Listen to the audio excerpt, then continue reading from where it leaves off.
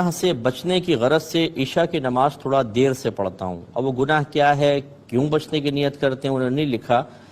اور جب میں دیر سے جب عشاء پڑھتا ہوں تو سستی آ جاتی ہے، تو کیا میں منافق ہو گیا ہوں؟ کیونکہ منافقین کی یہ صفات لکھی ہے کہ وہ دیر سے نماز پڑھتے ہیں اور سستی کے ساتھ نماز پڑھتے ہیں. دیکھیں مسئلہ یہ ہے، اور یہ عشاء کی نماز انہوں نے کہا ہے، عشاء کی نماز تھوڑی سی تاخیر سے پڑھنا یہ کوئی منافقین کی عادت نہیں تھی، بلکہ یہ تو مستحب ہے، افضل ہے.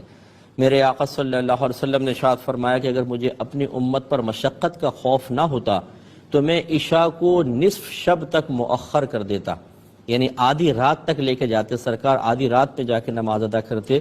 تو عشاء اگر تھوڑی دیر سے پڑھی اور کسی حکمت کے تحت پڑھی، خاص طور پہ جیسے آپ فرما رہے ہیں کہ کسی گناہ سے بچنے کی غرض سے آپ نے پڑھی، تو اس میں کوئی حرج نہیں ہے.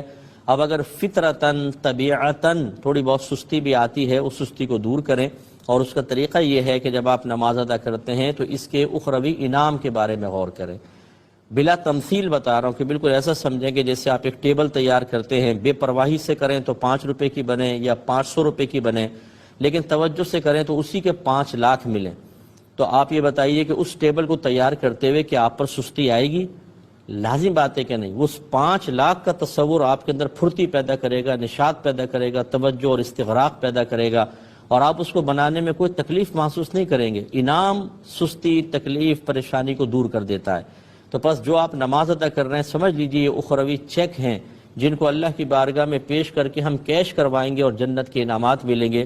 تو جب آپ اس طرح کے تصورات ذہن میں لائیں گے کہ یہ نماز کوئی بوجھ نہیں ہے، بلکہ یہ تو آخرت کی نجات کا ذریعہ ہے، اللہ کے قرب کا ذریعہ ہے، عذابات قبر کو دور کرنے کا ذریعہ ہے، ایمان کی حفاظت کا ذریعہ ہے، فحاشی اور بے حیائی سے، برائی سے بچانے کا ذریعہ ہے، میدان معاشر میں عزت اور پل صراط پر ثابت قدمی کا ذریعہ ہے، جنت الفردوس میں اعلیٰ مقام حاصل کرنے کا ذریعہ ہے، تو پھر کیسے سستی آئے گی؟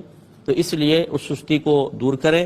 حکمتاً اگر آپ دیر سے کرتے ہیں تو کوئی مسئلہ نہیں ہے، لیکن اس سے کوئی آپ منافق نہیں ہوئے. وہ تو نماز پڑھنا نہیں چاہتے تھے، وہ سستی کر کے نماز کو جان بوجھ کے مؤخر کرتے تھے کہ موقع ایسا مل جائے کہ نماز ہی چھوڑ دیں، کیونکہ وہ منافق تھے.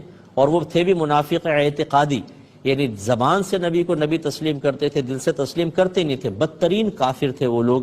تو ان کے اوپر اپنے آپ کو قیاس نہ کریں. آپ حکمتاً تھوڑا دیر کر رہے ہیں تو حرج نہیں ہے.